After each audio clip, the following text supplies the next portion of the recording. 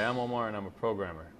Today I'm going to show you how to make things tileable, make images tileable in CSS.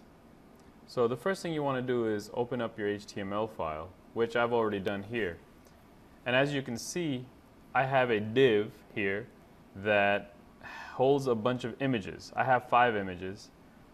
The first thing I did was call my div tiles by setting the ID of the div.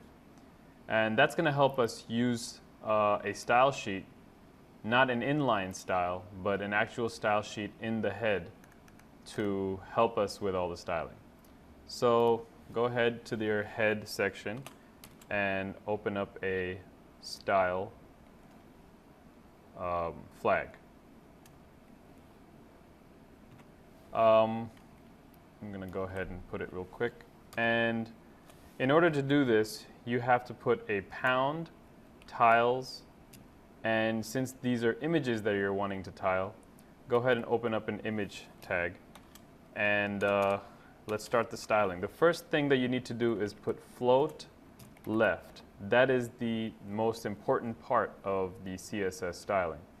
And the next thing you want to do is put the width of each image. I'm going to go ahead and put 200 pixels.